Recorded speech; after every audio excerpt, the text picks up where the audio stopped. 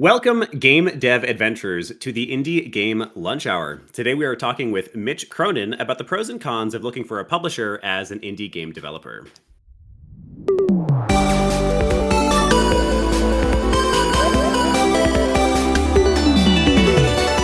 The Indie Game Lunch Hour.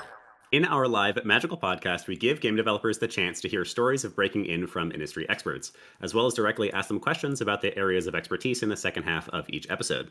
As always, I'm your host, Willem Delventhal, and this is a live podcast we host here in our Discord. There are links to join the Discord down below if you would like to, and we're here every single Wednesday at 12 p.m. EST, so come and join us for the next one and ask your own questions live. Today, we are joined by Mitch Cronin. Mitch is the former lead publishing producer at Humble Bundle, so has a lot to say about indie publishing, and is currently the senior technical producer at Santa Monica Studios. Welcome, Mitch. It's very exciting to have you on the show. What are you having for lunch here today? I think I'm gonna have some tuna with bonito flakes, which is that's what this guy's having for lunch actually. But I come secondary. I'm just here to support the cats. Got it. They're going double fish today then. Fish heavy. Oh yeah, they're going double fish today. I was like, oh man, I'm talking. They're gonna get excited. They're gonna get hype. I just need to keep this guy on my web. So, no, don't do it, buddy. You understand, right? I think the cats know, when you're on a meeting. There's gonna be a big like Indy 500 cat race back here or some wrestling. It's gonna happen. Amazing, beautiful. There's nothing wrong with that. It is a pro cat, pro pet show, so absolutely, great. 100% cat. Well, welcome to the show, Mitch. It's awesome to have you on. It is fascinating to talk to somebody from Humble Bundle and of course Santa Monica as well. But publishing in indies, of course, is on the mind of so many different people and is often the thing that, at least they believe, whether or not it's true, will make all their dreams come true. So before we actually get into that, I'm excited to, but before we get into that, of course, we have to ask our first question, which is always the origin story. So Mitch, would you tell us about your background, how you got to where you are today, and what you do? Yeah, sure, absolutely. Always loved games. I'm a little bit older. First game I remember when I was like 4 years old playing a Jumpman on my dad's Commodore 64. So started a long time ago, very young. And like a lot of folks in that time, like I just assumed, if you want to make games, you got to be a programmer. And that's not in the cards for me.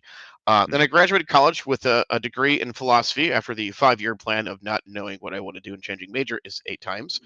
I was just looking for jobs. So I was applying for anything just to have some jobs. I was planning on studying and take the LSAT and going to law school. And answered an ad in the paper for a QA tester role at Volition, the folks behind Saints Row, Free Space, and the very first game Descent, which I actually played as a kid and had no idea it was made in town. Fun fact, when I got hired, the founder of Volition, Mike Kulas, approached me and said, I tried to hire your dad when we were first cooking up Descent, and my dad chose not to do that. So that was a fun little story. Family lore. Yeah. Once I got in, though, I've realized, there's a lot of different career opportunities that don't involve writing code. There's a whole host of opportunities in gaming. I took the LSAT and then never applied to a single law school, and the rest is history. I was at Volition for about 16 years in a variety of roles, mostly in production, but also spent a good amount of time in QA and release management. I left that to go to Humble Games Publishing. It was the indie game publishing arm of Humble Bundle. I was there for about 3 years until they effectively shut everything down in July. And then in September, I started at Santa Monica Studio as their senior technical producer over there. So awesome. That's the abridged version. Amazing. That was great. Normally we're talking about the origin story for the first approximately 3 hours. So that was efficient. Yeah, I figure that there's people are a little more curious about the other stuff than like how some random old dude got into gaming. Because one small story, we were giving talks at university, and it was actually the thing that kind of struck me. So again, we're giving talks to a lot of people like how do you break in? How do you break in? And we had this artist who'd been in the industry for about 15 years talking like, hey, here's how he did it. And then we had to make a last second swap. So we had this other artist there who had only been at the company for about 6 months. And he was like, that was great advice for how to get in the industry 15 years ago. I'm going to tell you how to do it now. And I was like, dude is absolutely right. Because my answer is, I answered an ad in the paper. I was like, dude, that is not the way to do it now. So if only. It's still cool though. I mean, I think people, there's a reason that's sort of the hinge question of this show, because it really is. People care about it. People think it's interesting. So, don't underestimate, despite the fact yes, there are very few. I am not advising anyone to start looking at their local paper for game industry jobs. When I got in, LinkedIn was barely a thing. YouTube was barely a thing. Twitter didn't exist yet. Amazing. Okay, I have one very important question about your origin story before we begin. Yeah. you pass the LSAT? I did. So it's not pass fail. Hey. It's just I actually got what we Oh, okay. considered a good score. I got a Nice. 171 on it, which is actually a pretty good Hey. score. I had a buddy who did go through that fork and went into law school, and I was like, wow, I dodged a bullet. He was a lawyer for a year and got the hell out. Amazing. Yeah, that is a so you could have been, it's true, there's nothing blocking you. You could have gone full lawyer, but Yeah, instead you chose a budding industry. yeah. Games. I zero regrets. Through all the ups and downs and hardships of the industry, I wouldn't trade it for the world. Absolutely. Love this thing. Love this stuff. I say that all the time these days as well. Like it has been a rough couple of years in games, but I Oh still yeah. will never leave. Yeah. All right. So the topic for today is the pros and cons of looking for a publisher as an indie. Definitely, on the mind, especially these days where publishing money has dropped. Like the stat that I've seen is from 2023 to now, the VC money, at least in games, has dropped by 75%. So there's a quarter as much money as there was before, at least those big dogs. So there's been more. I've seen so many more people going crowdfunding. I've seen so many more people self-funding. I've seen so many more people doing like rev share or alternative models to be able to release games. So I'm curious, this is a great subject for the community, I guess, is what I'll say. So why don't we get kind of your intro? Like, tell us about potentially getting a publisher as an indie. That Yeah, 101. absolutely. I will say, like, so my times at Humble Games when I was on the publishing side was kind of like I joined during the boom times, where they were like, "Hey, we'll sign everything," and then towards the end, we're like, "Okay, we won't. We're being very very cautious about signing things," and things are starting to turn around, but like it's not how it used to be. Like was before, as some folks have seen in the press, the interest rates got hiked up to combat inflation. They're starting to come down, but they're never going to be down to what they were. Mm, And the short version of what that means, as the interest rates go up, it's more valuable for businesses to have money in the bank because that money is generating more money and it's more expensive to get money from the bank to fund projects. So there's a lot of pressure to have more cash on hand than there is investing in potential products. But mm. all those folks who were not signing things are running out of products. So at some point, they're going to start doing it again. But as you mentioned, that the nature of how that looks is different. So, Yeah. kind of getting to the meat I want to talk about is like the basic pros and cons. So, if you're looking like, hey, should I self-publish versus going for a publisher? And when I talk about this, I'm going to be talking about like this is the ideal relationship. Mhm. There are many, many varieties of this. And the second part of what I want to talk about, which is the contract signing phase, is where I'm going to talk a bit about how where publishers get their honestly deserved bad reputation Mm, is where they can get you there. So if mhm. I initially if what I sound like sounds very rosy, that's because like this is the ideal world. That's very rare in publishing. It's like, we tend to talk about in extremes, like this is how it should be versus like, here's like the absolute most evil of the evil. The reality is it can be somewhere in between. So with that in mind, And across the whole spectrum. yep, exactly. So the two biggest benefits I'd say to going the publisher route, one is you get funding. That's the big one. Is you'll in some fashion, and how what that looks like is depends on the contract, which we'll get to in a bit later. Mhm. So you'll get funding to make your game, and in many cases, it's they accept the risk. So like if you complete, you finish the contract, you release the game, and it is not successful, unless again depending on contract language, you don't owe that money back. If the cat's doing the thing, Dixie Yeah, it cat, was for the for don't the knock. There listeners you go. for the listeners who are listening to this and not watching this. In the background, while Mitch is giving a very wonderful introduction here, the cat is attempting to knock a painting off the wall. Yeah, there he goes. Okay, I have a wireless headset, so I can keep talking and chase cats off if I need to. Anyway, so that's the big piece. The other big piece is support. Mhm. Publishers, their job is really kind of the final leg of the game. So they're launching multiple games a year. Whereas if you're a developer, even if you're incredibly fast and efficient, you maybe will launch something every couple of years. Mhm. So there's a variety of things you honestly just don't need to be that good at, whereas a publisher is going to be good at. So things like brand marketing, that's making sure your game is known. Just a quick stat: Steam database says they're aware this year it looks like about oh something around 18,000 games launched on Steam this year. They break it down between games and limited games. Limited games are the ones that are kind of like the definition is vague, but I think that the idea is like a limited game is like, hey, this is some sort of like trash. Someone just push publish on some random thing button, but there's still about 4,000 things where they have enough engagement, enough sales, enough people interacting with it. We're like, hey, this is a real product. This is Mhm. a real game. If you ask me to name, just write down a list of games I could think that came out this year across AAA and Indie, I could probably name maybe 30, and that's being generous. So having a marketing team is super important to making sure people know your game exists. With indie, it's less about like what's your Metacritic score, but how many Metacritic reviews you have. The more people that are talking about your game, the more likely someone's going to find it and buy it. And indie publishing teams, especially, are going to have marketing teams that know how to reach niche audiences. If you're making an indie game, you're not trying to make it. Doesn't always have to be, hey, I want as many people like. It's like, hey, I'm making a game for this audience. And their marketing teams will know where that audience is. So if you're making, a wholesome, cozy, slow-paced game, you're making a narrative visual novel, you're making a boomer shooter, they're going to know where those audiences are and how to reach them. You'll also get the support of a business development team. They're going to come with contacts at first party. They're going to be the ones who'll be able to negotiate things like Game Pass deals. And in my time at Humble Games, even towards the end, where they weren't quite as lucrative, they were still very, very beneficial for indies. Generally, sales on platforms like Xbox and PlayStation for indies is low, so that generally the revenue you get from a Game Pass deal tends to be very, very good. And what we saw was it didn't impact Steam sales that much. The sales on Steam tended to, with games we had on Game Pass versus games we didn't, versus our sales expectations, it didn't dip that much, and it was generally always, at least for most of our games, beneficial to sign these deals. When you're working with a publisher, they're going to have a business development department. That's their whole job. They've got contacts at Microsoft. They're going to come with them several times a year with a slate of titles and be like, hey, Microsoft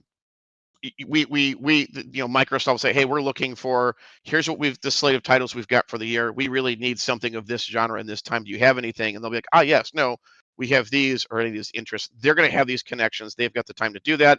There's going to be a release management team to help you with your launching on Steam as well as console platforms. They're going to have connections with localization companies, importing teams, if they want to get your game translated, ported to consoles or other platforms. That's all the stuff they're going to be able to support you with that if you didn't have that, you would either A, not do, or B, do yourself, or C, have to track down the companies yourself. There's no like Yelp reviews of porting teams. And again, publishers work with them all the time. So they're going to realize, okay, your game has multiplayer. We need to make sure like these porting teams we know can do this. Or, you made your game in Unity versus Unreal. This porting team has really strong in Unity versus Godot versus that. They're going to have that knowledge because they've worked with these folks all the time.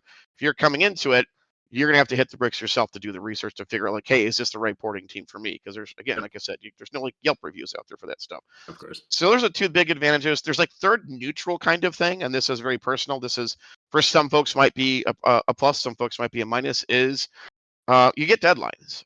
For some folks, it's like, you know what? Deadlines help create some pressure that it's needed to make some of the tough decisions you got to make to launch a game. And for other folks, that can feel suffocating. So that's more of a know yourself thing. So if you're coming into that, you're going to have deadlines. And if you're like, man, this really helps me get stuff done, it's a plus. And if it's kind of suffocating, it's like, maybe not. And then the other side, self-publishing, the biggest pro obviously is when the game goes on sale, outside the store cuts, you see all the revenue. When we start talking more about contracts, I'll talk about things like rev share and recoupables. But when the game goes on sale and you have a publisher, you might not see any of that money right away, and it might take a bit of sales to get there. But if you self-publish, you start seeing that cash right away. So you can, for you and your team can enjoy the fruits of your labor. And the other big advantages is there's not a lot of cooks in the kitchen. When you go for a publisher, you sign that agreement, they are now a business partner of yours and they have a seat at the table. And what that looks like is heavily dependent on the contract. But if you and your team want to have complete control of your title, self-publishing is the way to go. Your team will be in charge of making every decision about the game. If you enter agreement with the publisher, they got to see the table. Again, what that looks like will depend very, very much on what the language of the contract is. But regardless, if they're putting money in, they're gonna want to have some input. Yes, that's like already a really wonderful introduction to this whole thing. I think like I work with so many juniors. We work with so many juniors, of course, right. And that means we work with so many first time developers. They've released probably a practice project or two, and now they're doing their first big thing. And I like universal fact that we see is people think of game development as just the development. They're building a game. When in reality, my God, there's so much more to actually getting your game out there and in real people's hands and making any kind of appreciable money from it.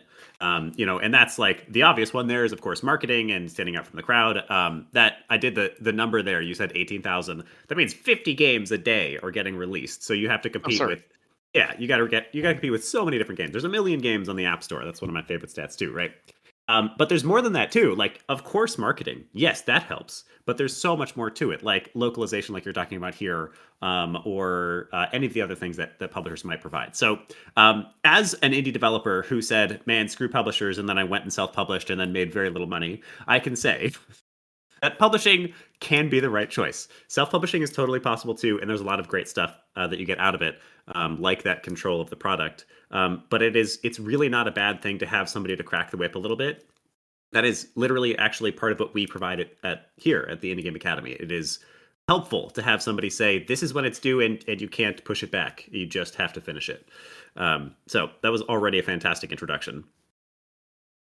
Yeah, no, that's all. Yep. And then, like, and then when I was at Humble Games, like, we was all like the people there, like, we all love games. We all wanted to help people make good stuff. So it's not like, not every publisher is some, mustache twirling, steepling their fingers about how they can exploit every single person and squeeze every dollar out. Few of them are. Um, I'm gonna say that's not that it's not there, like, but the reality is it's usually somewhere in the middle. Like, they do have to make money. So again, that if they just gave devs money and didn't expect a return on investment, they wouldn't Mhm. be in business very long. Mhm. Um, so, like, there is gonna be some amount of revenue. It's like, hey, they have to make money off their projects. That's how they pay their staff. That's how they get cash to fund other video games and how they can Mhm. do their other initiatives. Um, and the way that looks was the next piece of this. So let's say, so that usually how the process works is you'll pitch. I'll touch very, very lightly on this, like, but I won't get too far into pitching. The main Mhm. things I would say is just like, it's a calculation of risk. So it's that the more Mhm. money someone is going to spend, the less tolerance of risk they are. That's why when people look at AAA, they're like, "There's no one's taking any risks in AAA." It's like, yeah, because they're It incredibly costs expensive. $300 million. Yeah. They're massively expensive, and there's a space in the industry for, you look at movies. There's your summer blockbusters. You hit Mhm. popcorn. There's big explosions, funny Mhm. one-liners. Mhm. Those are fun movies. They're not bad. And then off the beaten path, unique weirdo stories that maybe you're not willing to throw a lot of money behind, but they're still just as important. And it's the same Mhm. thing with indie. That's where the innovation is going to be, because there's going to be a lot more risk Yes. tolerance. If someone rolls up and says, "Man, I got a pitch a game idea for you. Here it is. You're moving into your apartment." And it's like, and lo and behold, that was one of our best-selling games. Yeah. As narrative game of the year, with less than 5,000 words of dialogue. That game was That is unpacking. that is So, unpacking. Yeah, for anybody yep, who's yeah. curious. But either way, Which the made main the important piece of that 27 is, million? Not bad. yeah, no, we put that game on a lot of different platforms. It's an awesome game. Yeah. But um, when you're pitching, what's important is like that it's, again, thinking of risk. If you're approaching and you don't have anything playable, it's all paper design. A publisher is going to want some assurance of things. So, like, okay, if you've got a team, if you've shipped games before, you can say, "Yep, I have launched games on Steam. I've gone through the full process." That can show, like, okay, they don't have it finished yet, but I can look at finished products they've done. I know this team has shipped a game together. Um, Mhm. and if you haven't shipped a game, they're going to want to see a bit more assurances that you can get further. So if you approach and you Mhm. say, "Hey, I have a playable demo," and you can say, "Here's my vision of what the game is," and when you explain the vision, that lines up with the experience you have in this demo. Like, when I get your hands on the controls, whatever they may be, when you explain, "This is what makes that game unique. This is the feature. This is the vision I have," and they get their hands on it, like, "Oh yeah, what they said just right here, I definitely am seeing this in this title. Cool. Even though they've never shipped anything, we're going to take a chance on this person. We Mhm. like what we've seen. They've done us a piece of the hard stuff, like going from paper design to something actually playable. Like, that is Mhm. very, very difficult. So someone who can show the steps to actually go through that process, that will help alleviate some of those concerns. So Mhm. pitching, think about it as risk. I would say, again, I'm spending very, very little time on this. I could probably give a full talk on this. Understand what the vision of your game is, and a good vision statement is a statement you can control scope, which is a statement Mhm. you can use to get rid of good ideas.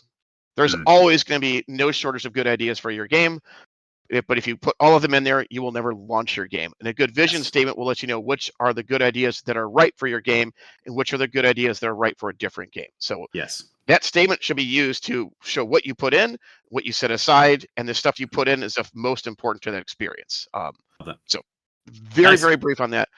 Yeah, But that's a great the introduction to next, pitching. Yeah. yep, To jump in for a and hot then, second. yeah, go Uh, ahead.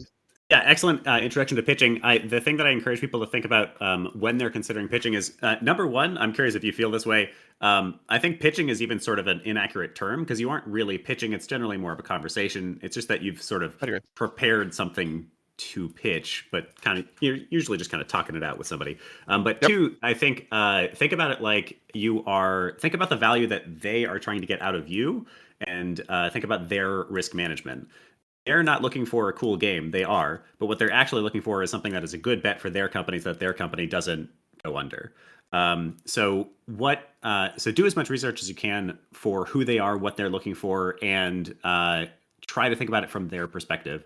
What can I show them that will make them confident that I can deliver what I'm saying I'm going to deliver? Huge. That's a great succinct way to put it. Yep. Yeah. And it is usually a conversation. When I've been on the pitch meetings, they're not like someone sits up and talks to us and then like we coldly nod and say nothing and ominously write down on a piece of paper. No, we're usually asking questions. We're talking about their Pass the paper origin. back and forth. Yeah. What's actually and again, usually you're going to be talking with people. And then not all the time. There's going to be some folks that were like the business mindset, but there's also going to be folks like production folks on there who have made games before. They're going to talk more about like, hey, how how do you have your milestones arranged? What are your core features? What games are you playing? What are your gaming inspirations? They're going to be talking to people that know games as well as some folks on the business side. There's like they're again as mentioned like risk management. They're taking a risk by giving you money. What assurances do you have that you can do what you say you're going to do? Yeah, and don't forget actually, what you just mentioned there. Don't forget the fact that you were also pitching yourselves, and that means two things. That means your actual skills. Do they believe that you and your team can build what you say you're going to build? But secondarily, it's also just like, do they like you? The vast majority of publishers are human beings and gamers, and they want to work with other humans that they get along with well. So yeah, don't forget to be charming and everything. And a lot of the indie publishers they're a lot smaller. They're not like you're probably not pitching to Sony and Microsoft. This is like Raw Fury, Devolver, Hooded Horse, and folks like that. These are much smaller companies. Yeah, awesome. All right, so then let's talk about contracts a little bit. And if you have questions for Mitch, drop them in the chat and mark them with that Q emoji. We're going to get to community questions in just a moment. Right, contracts. This is probably so you pitch and the publisher comes back and says, "We're really interested. You're awesome. We want to work together. Let's start negotiating." And generally they'll be very positive. They're going to be buttering you up at this phase. And this is where I think publishing can get the bad reputation because generally speaking, entering this engagement, the publisher has I would say most of the leverage because they have the money. You need the cash to make the game, to pay the folks you're working with. You need that support to get the thing out the door. Like you need, in their eyes, there are plenty of people out there making really, really awesome stuff. They have no shortage of really cool things to go for.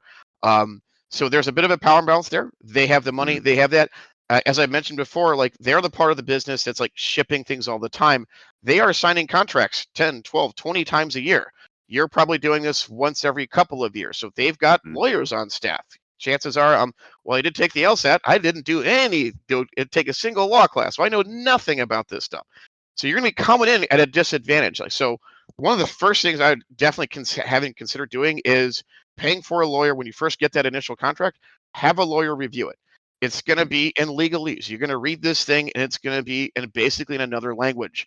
And it's crucially important because they're going to read that and then say, hey, this is what this actually means. Because, ideally, when you first engage, everyone's on the same page. People are supportive.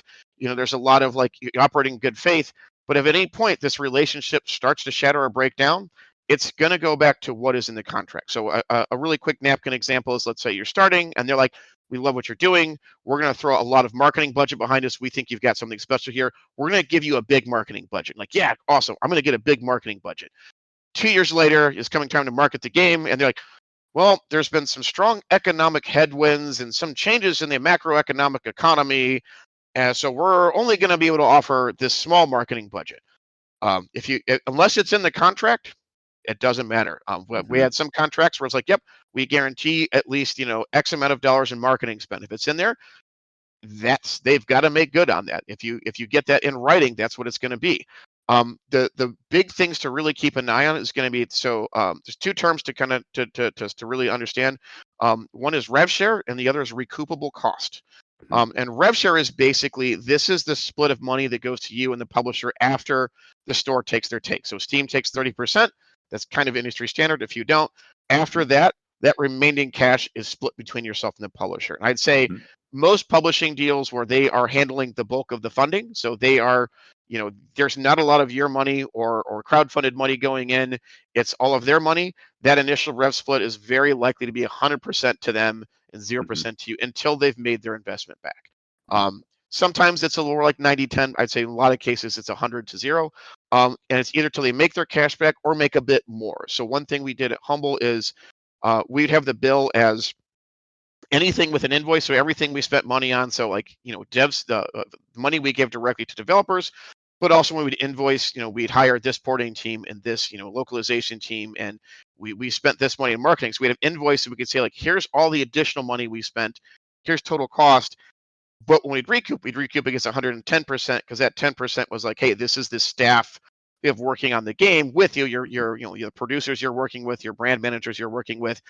We don't invoice them directly, but it's not uncommon to see a publishing deal where it's like, okay, when we make 110 or 115% of our money back, that's when the first rev shares adjustment happens. It's like, okay, when we've done that, now it'll be 80-20. So we're getting 80%. Now you're seeing 20% until we make 150%. So now we've made a 50% profit, and then it shifts again. So usually what you expect to see is mostly they're making their money back, and then as they are making profit, that needle should slowly start to shift, and you should start seeing more.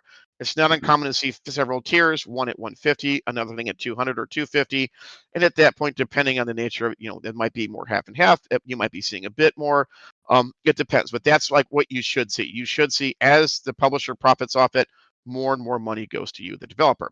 The other term I mentioned is recoupable cost. This is basically like that number where they come up with like what they're trying to earn against is the recoupable cost. So that is money they're giving you.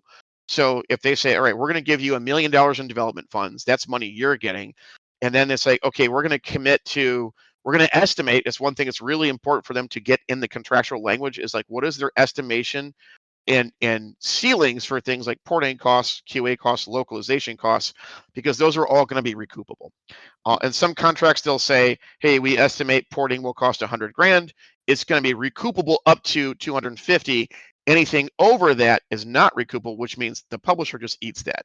Not a lot of contracts are ordered that way, but it's important to keep an eye on where that stuff is at and make sure it's clear in the language how much they're going to spend or what say you have in this. If you have approval over additional their money they're going to spend, because that's money you have to earn against before you start seeing this rev share split. So again, let's say, hey, we're going to give you $500,000 to make your game.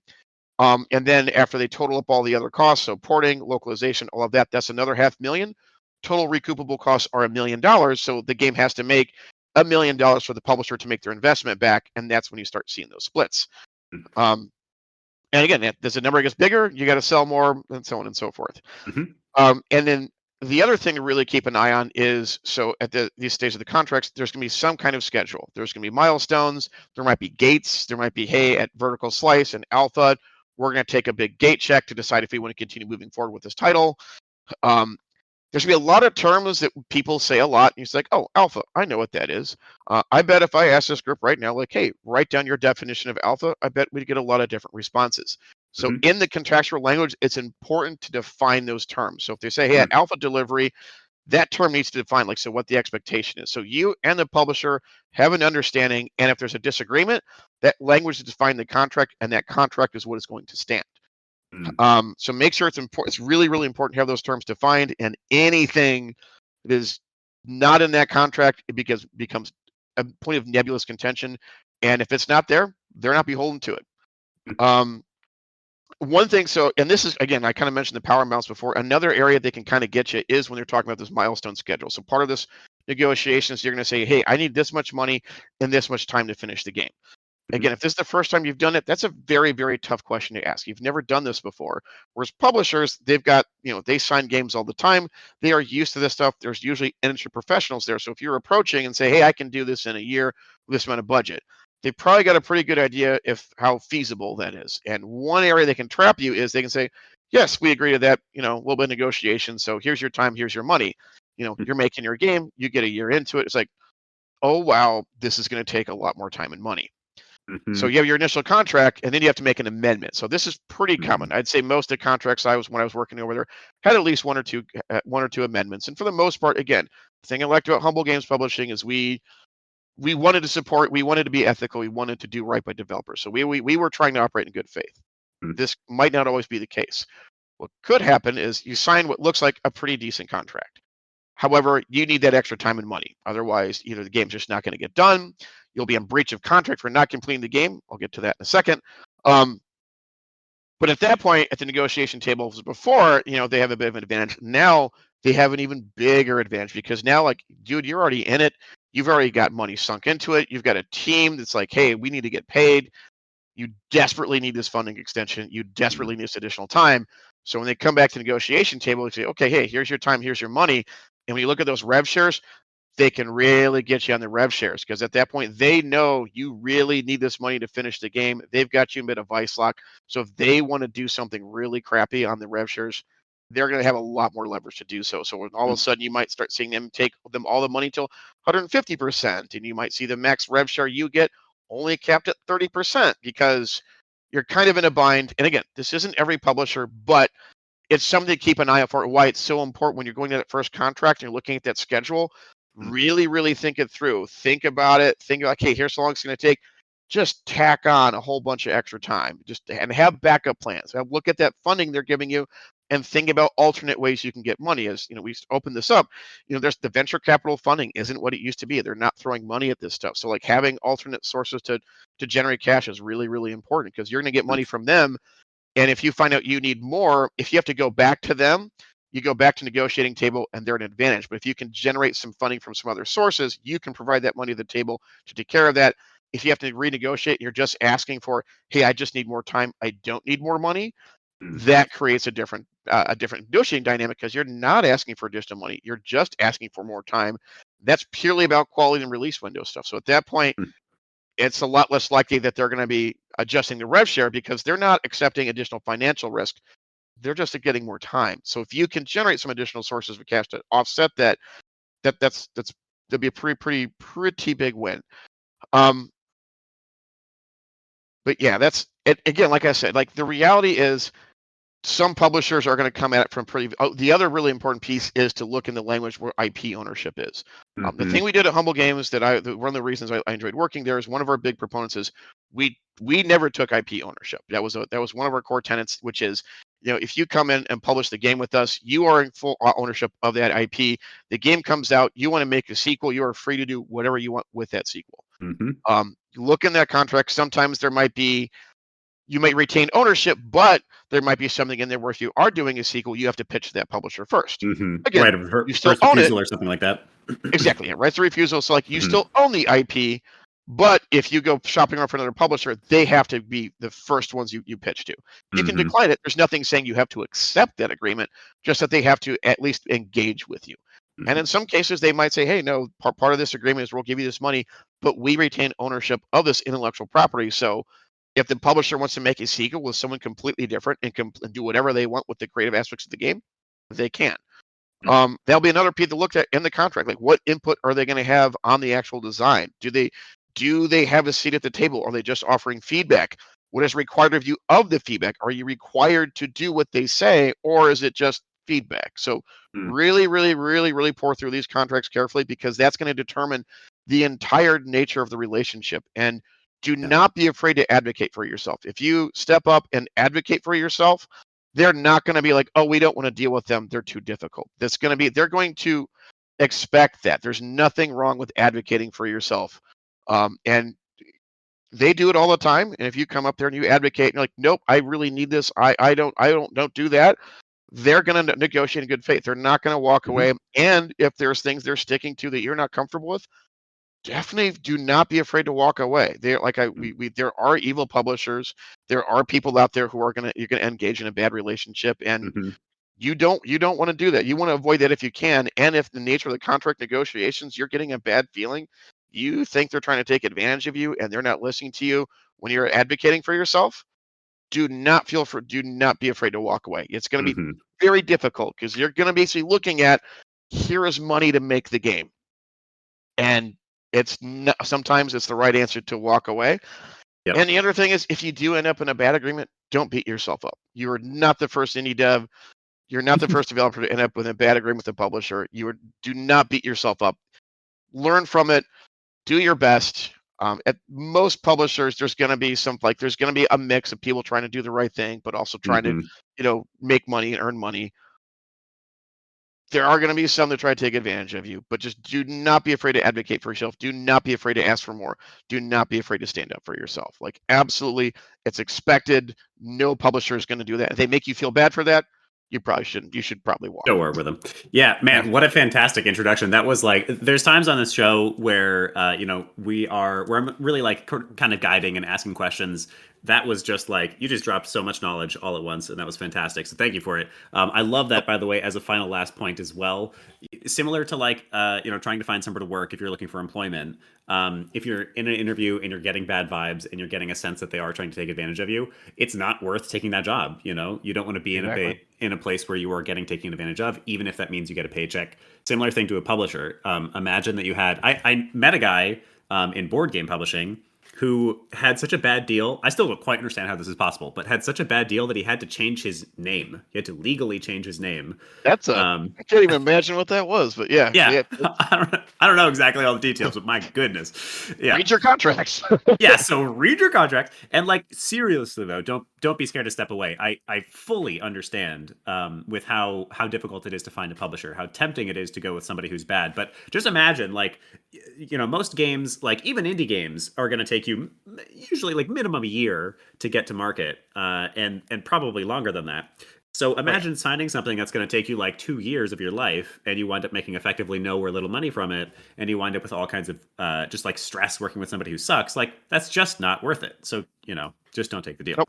And the biggest point I want to echo out of everything you said is have a lawyer read the contract. I know some fresh developers can be scared of lawyers, or you feel like you don't have money for it. First of all, there are so many amazing indie dev lawyers like who are almost indie themselves, and they will help you out for way cheaper than you imagine. You can get a contract reviewed for like a couple $100, often sometimes even cheaper than that. So it's really more affordable than you might think. And having somebody who can understand the legalese to just be like, oh, they're trying to take your IP ownership, is essential. Do not sign a publishing deal of all things without getting a lawyer to read it. Let me echo that again. Yeah, it's meant to be obtuse. They have lawyers on staff that know how to do it. You're going to look at that, and it's they call legalese for a reason. You're going to look at that, and it's not going to be clear what they're saying. A lawyer's going to review it and be like, "Hey, in plain English, here's what this means. Here's what you're signing up for. Here's what they're allowed to do. Here's what they're actually going to do." So they're going to explain that to you, and you can be like, Yep. "Oh." Because when they say, "Hey, we're going to take your IP," it's not going to be written in the contract as "we're going to take your IP." Yeah. It's going to be like in like friggin' page 22, section D, written in some obtuse language, because they're going to Yeah. know, hey, no, like, we sign these stupid, end user license and never read them. Like, this is going to be something similar, except you probably should read it. It's going to be tons and tons of pages and very, very hard to read, but it's everything about your full relationship with the publisher is going to be in this document. Yeah, and like we're bringing up some of the. Amani has a great quote here, by the way. You don't have enough money to not have a lawyer. Very true. Yep. There's a. I don't want to like scare people away from publishing, because once again, like I've Hey, I've yeah. self-published before, and holy shit, it's so much work for usually anyway, not that much payoff. Publishing can be wonderful, and the best publishers are like become dear friends, like contributors to the project, and are excited to see your game become awesome. And I would say it's predominantly that, like it's more that than crappy people trying to take advantage of you. Would agree. But you just have to do your due diligence, because like even if 9 out of 10 people you work with in your life are amazing, that one person who screws you out of 3 years of your life and your IP can be horrendous. So just do your homework, assume a little bit of foul play, even if they're amazing. Give them benefit of the doubt, but like just don't be negligent. Yeah. Another Yeah. good piece of advice is, like, if you're talking with the publisher and look at the games they publish and reach out to those developers and ask, like, hey, how was your experience working with them? Yeah. Again, there's no like Yelp review site, but like there's, some cases they might say, hey, I prefer not to talk, or I we're still under agreement. But other cases, I'm like, hey, I work with them and like these parts were awesome. This part was not great, but man, they were Mhm. super supportive here.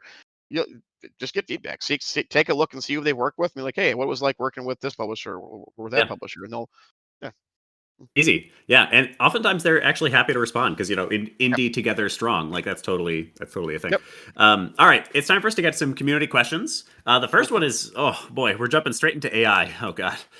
So Zachary, Zachary asks, and I'm going to amend this a very slight bit, Zachary, to keep it on subject with publishing.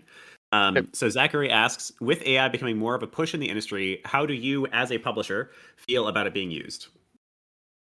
I'm generally kind of like I'm not the biggest fan of it for a variety of reasons. It takes the Mhm. soul out of doing stuff. But the flip side is, have I used AI? Absolutely. I've used AI to create spreadsheets for me. I've used AI to do like certain menial tasks for me. And I'm a bit of two minds here. So let's say we had a team. Again, they were a very small team. They didn't have a massive budget, and their background was more in, I'd say, like engineering and design, and they were didn't have a lot of art.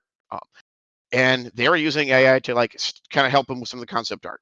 Would I Mhm. rather have an actual paid artist be doing this stuff? Absolutely. But at the same time, this is allowing them to do the concepting art process that they otherwise wouldn't have been able to do. Mhm. This is a team that didn't have the money. They were small. They were using art development funds to do other things. Okay, we got to pay the engineers. We got to do this. We can't do it. We have a very systems heavy game.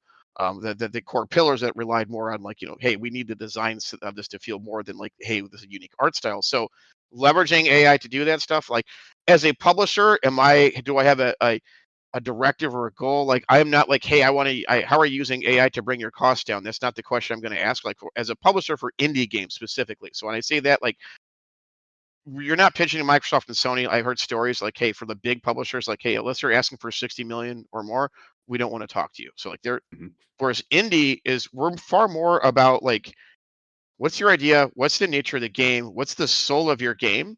When they're Mhm. looking for the deal, they care far more about that and far more about kind of we talked about earlier, which is that risk mitigation. What is the confidence we have that you can ship this title?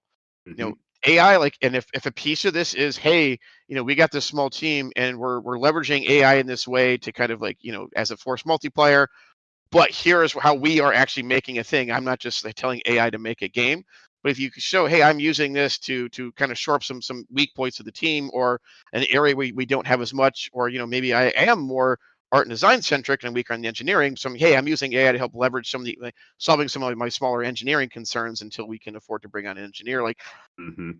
I hear that, I was like, okay, that's a valid use of AI. That is part of your business plan. I am not a publisher's not going to be mandating, hey, you have to use AI. The publishers themselves, I mean, one question you might want to ask a publisher, I think, at this day and age is to ask the marketing team is like, hey, what is your marketing plans going to be like? Am I going to be assigned an Mhm. actual human writing stuff, or are you going to be having AI generated marketing plans? So, like, Mhm. it's a good question to ask the publisher in the negotiation phase. Like, well, how are they using AI? Because that is one area where, everyone has seen an AI generated ad, and you can immediately stick it out as like, oh yeah, look at this piece of shit. Um, That's actually it's a good call out for in general that we didn't actually really touch on. Remember that when you're in those publishing agreements, you're vetting them as much as they're vetting yep, you. Like you should absolutely. be, yeah, you should be going by the end of that meeting. You should be like, "Yup, this person knows exactly how to get my game sold and exactly how to get me to the dollar amount that we agreed upon." Yep. So yeah, ask them questions too, vet them too, and if they don't sound like they know what they're doing, don't work with them. I would say so. I have a lot of thoughts about AI generation because we run the school. We get tons of questions about it. Yeah. My very short answer is I think so. Any final assets should absolutely not be AI generated. That's my Absolutely opinion. not. Agreed. But yeah, but any sort of like prototyping work, totally. Like think about AI as a sort of creative assistant is I think the way where it's best used. So if Yep. you're sort of workshopping with it, then that I think is totally fine. But I do think if we're going sort of grander scale, like we do need more ethically sourced like learning training data for AI, and that's something to push for and advocate for. But as far as Yep. its use right this second, I think as a sort of assistant, it's fine. For anything final, absolutely not. Agreed. Cool. All right. Next question from Vishnu. Vishnu asks, for someone thinking of making an indie game studio, what would be the most important area of knowledge to focus on learning, especially when managing a smaller team and resource pool?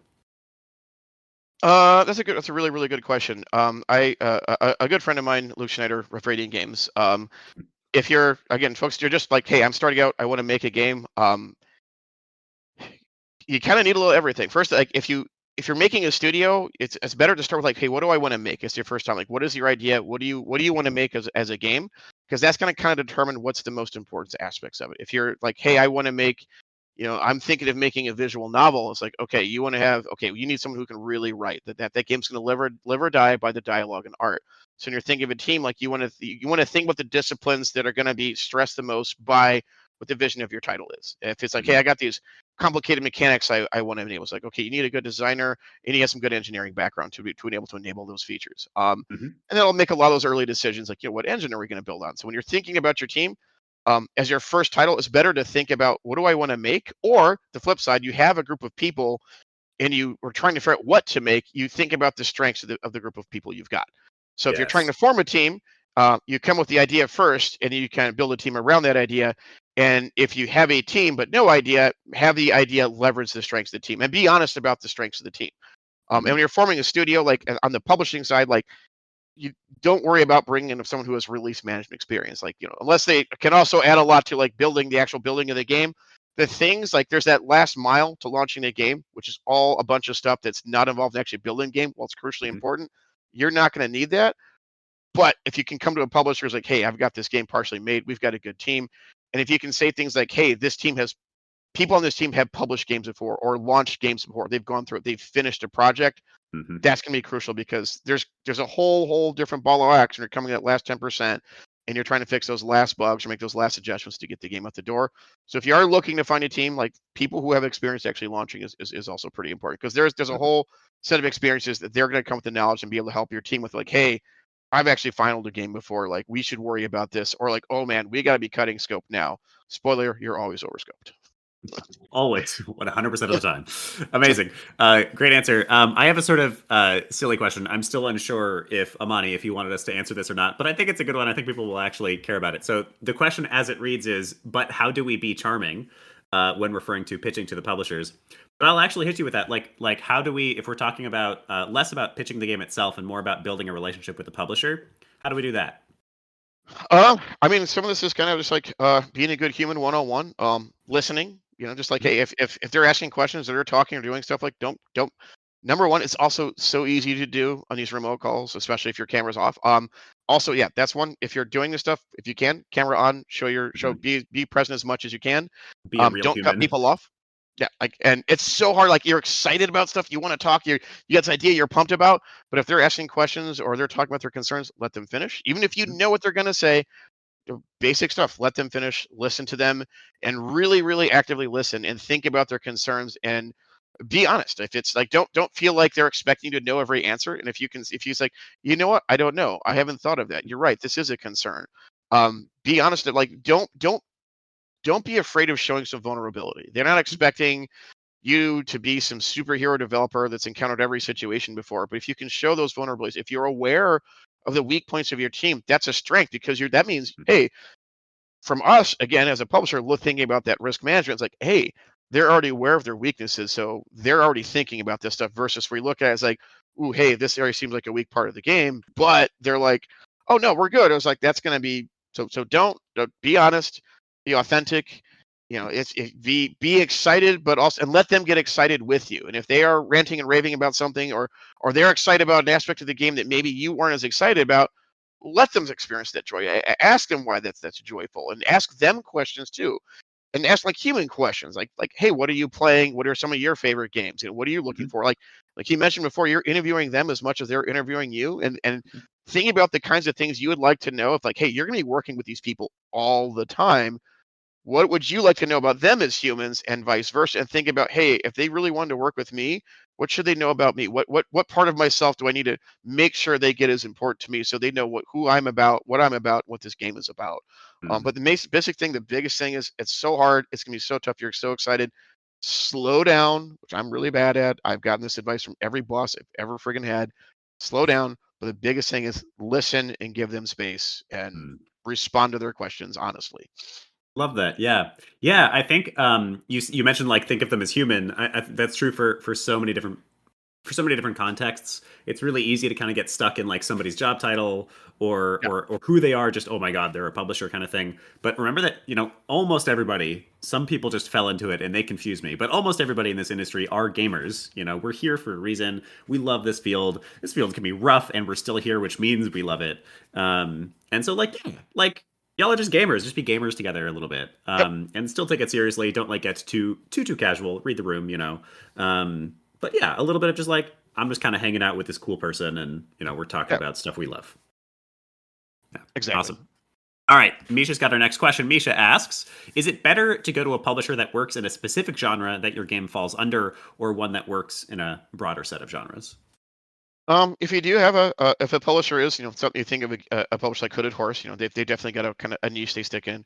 Mm-hmm. And then other publishers like, think of Devolver Digital. They have like an aesthetic that's associated with that, but there's a lot of things that kind of go against the grain there. Um, Pardon. I would say, I mean, it's worth pitching to. Like, I'd say cast a wide net, honestly. Obviously, if you have a game that has a good market fit for what a publisher's trying to do, I definitely recommend pitching, like reaching out, but don't put all your eggs in one basket. Mm-hmm. Because even if it's the right kind of thing, they might have their finances tied up in something else. They might not be signing new titles, as we mentioned at the top. Like, the money isn't as flowing as it used to be, like 3-4 years ago.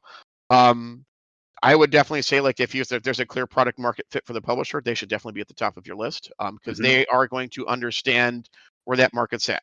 If they focus on a particular type of game, that means that staff there knows that market. If your game fits in that market, they're going to know where to reach those folks. Because with indie, we're not looking. Indie games don't need to sell 20 million units to be successful. Like, when I was looking at the financials, in many cases, like, hey, this game only needs to sell 50,000 units, so you can target niche audiences, and if that publisher focuses in that group, they're going to know how to reach that audience. They're going to know where the fans of 90s era RTSs are, or boomer shooters, or cozy games that don't involve farming or punching trees and stuff like that. They're going to know where that stuff's at. So if a publisher has a niche, definitely reach out, but also cast a wide net.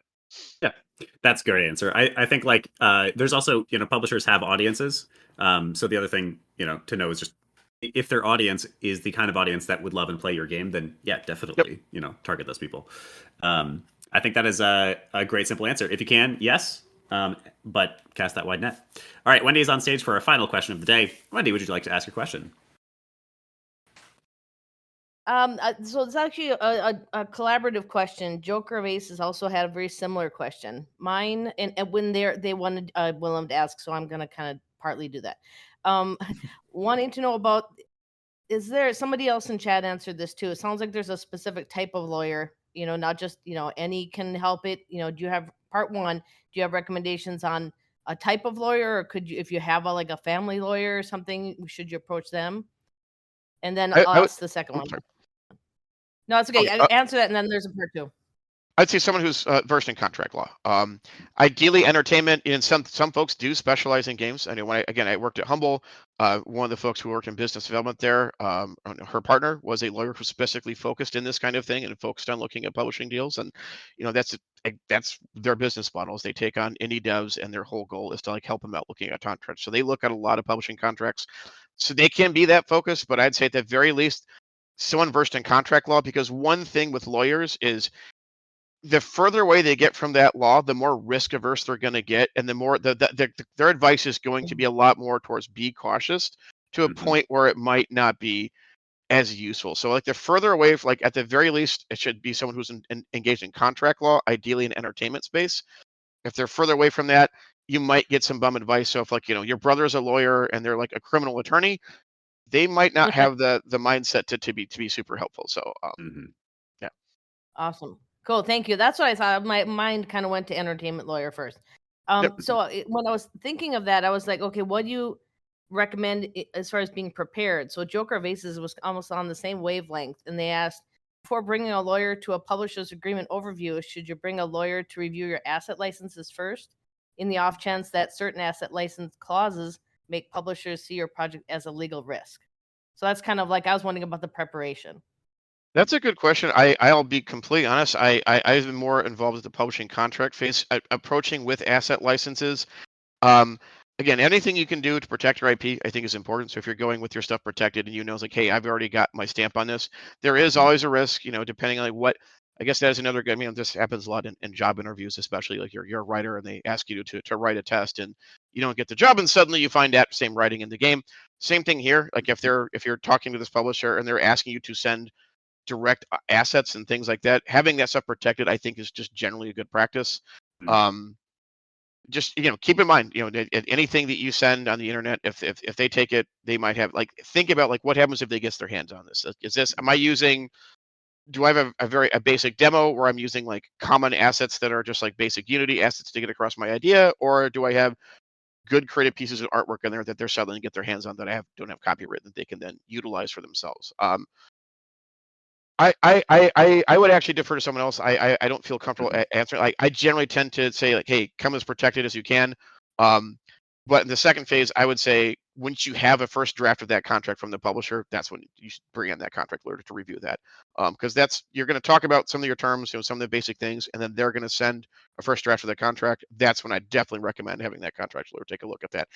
Having it beforehand sounds like a good idea, but I would definitely ask some people who've maybe on the developers on the dev side, I would ask some folks who've had games published multiple times or done the publishing route multiple times, ask them what their experiences are, because they're probably going to have a lot better answer than me on the subject.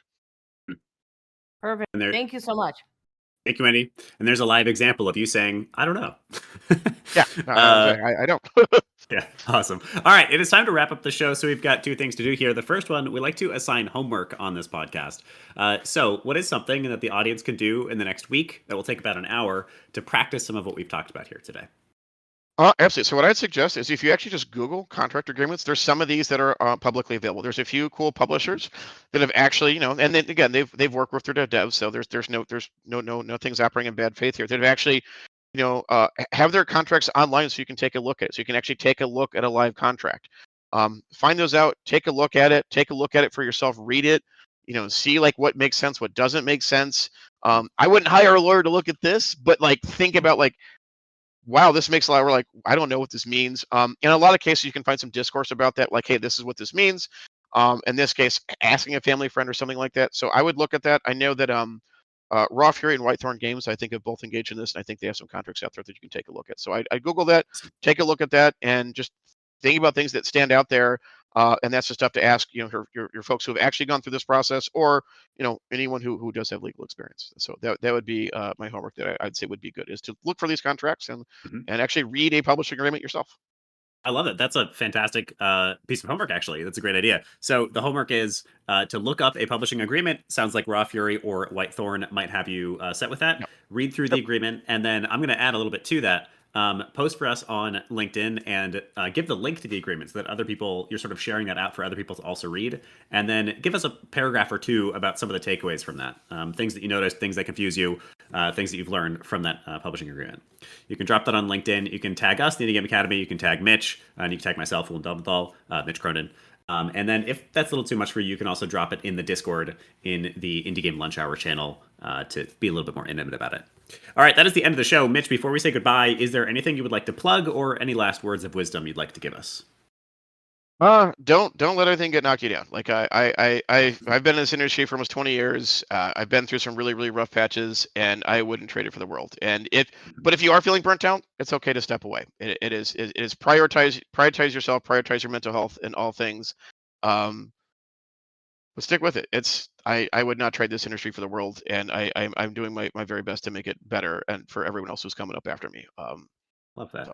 I love things like this. I love that this is a thing. I love I wish resources like this were available when I was a kid growing up. So I'm super pumped that this exists, and that you're just allowing it's getting more inclusive for how folks get brought up. Before it was go to GDC and spend a bunch of money going to GDC. Yeah. I love that things like this exist where you can meet cool people, making cool stuff together, getting these kind of connections, and making it accessible for folks who maybe didn't have the means before. So I am super excited for the future, and I'm super excited for indie games. Beautiful, man. What a great final sentiment. During the warm up, we were making sure tech was working and everything. Mitch and I agreed this industry is crazy, but we would never leave. Yep. Yeah, as you work your way in, it's beautiful. We'll help you work your way in as best we can. This has been a fantastic episode. This has been a really valuable one. Lots of really good stuff to pull out of this. So thank you, Mitch, for your time. Thank you for those who are asking questions. And of course, thank you for listening. And if you enjoyed the episode, we ask that you send it along to just one other person who may enjoy it too, who's somebody else who could use some good stuff on publishing in indie dev. All right, Mitch, that's going to be it. We'll see you again soon. Yeah, super appreciate it. This is a lot of fun. Appreciate it. Oh, yeah, absolutely. And come and join us for the next one at Wednesdays at 12 p.m. Eastern Time. There's links to join the Discord down below. We'll see you next time, everybody.